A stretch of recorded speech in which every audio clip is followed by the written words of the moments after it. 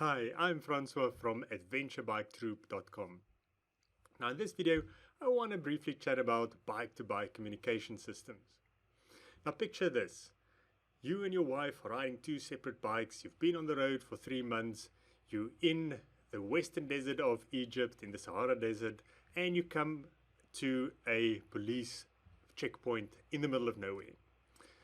You stop your bike, there's nothing to be seen apart from a small little shack on the side, and a unmarked or a policeman in normal clothes looking quite shaggy walks over from a shack and asks you to get off the bike.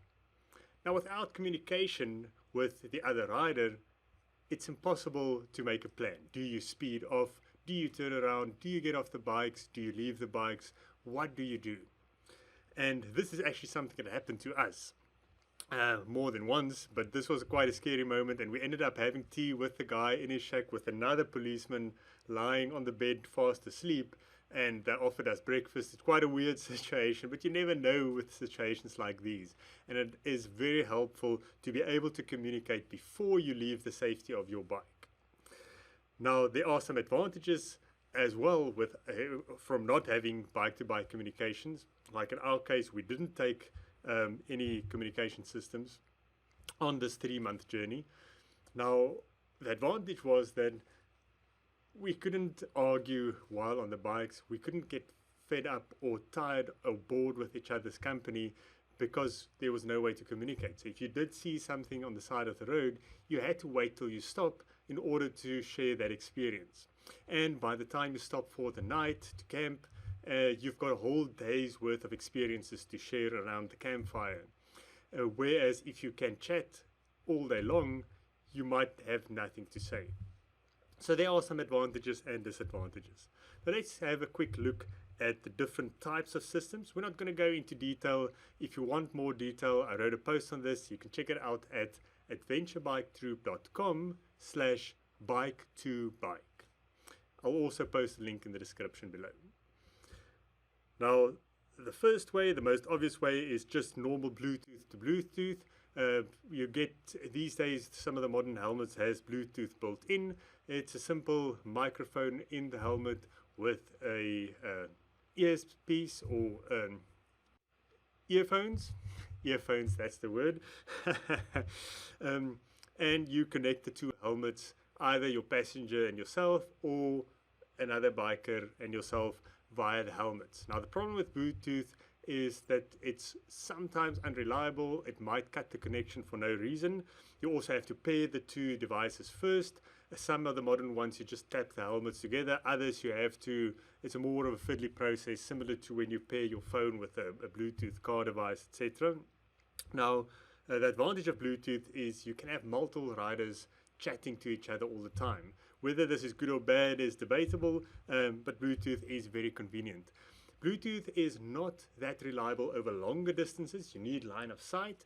So if you go around bends, or if it's quite, if you do ride with large gaps, it might be a bit of a problem. That is where the next one comes in handy. That's our two-way radio. This uses various frequencies like FM or UHF, etc. It's like a CB radio.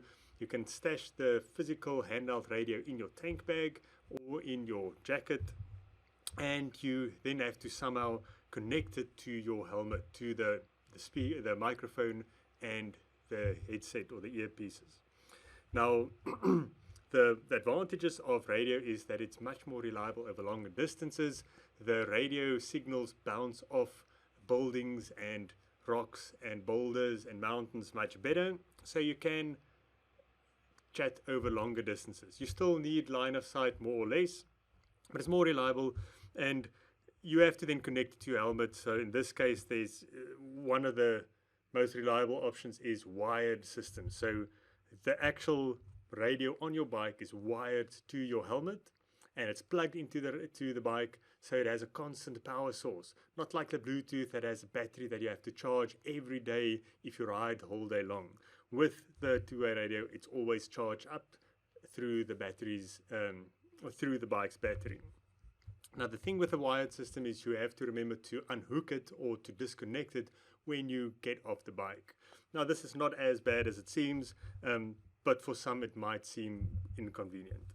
And for that, you can get a device that connects the radio, your two-way radio, with your helmet via Bluetooth. So either a Bluetooth helmet or a separate Bluetooth device that's attached to your helmet that speaks to the two-way radio, that then speaks to the other two-way radio on the other bike. Now, the other thing with two-way radios is that they are push to talk. So only one person can chat at any given moment. So when you press the button, it might be a button on the handlebars, on the physical radio, then no one else can chat. They can only listen. So that's maybe not a bad thing, but something to keep in mind. Now, you have to keep in mind also that not all radios can connect with your GPS and your cell phone or your iPad, or iPod or music playing device. Usually the Bluetooth can pair with all of those, so you can listen to music, listen to the lovely voice on the GPS device shouting directions at you. With the two-way radio, you need the correct setup in order to allow that. So it can become quite complicated. These are the major types of systems. So before you buy, do some research, chat with other riders that have it, chat on forums or Facebook groups to make sure that you get the right device with the right functions for you. Because it's not always that easy to find it online. Now check out the post that I made. Go to adventurebiketroop.com/bike2bike and yeah, please let me know in the comments what your experiences are with bike-to-bike communications. Thank you for joining us. See you next time.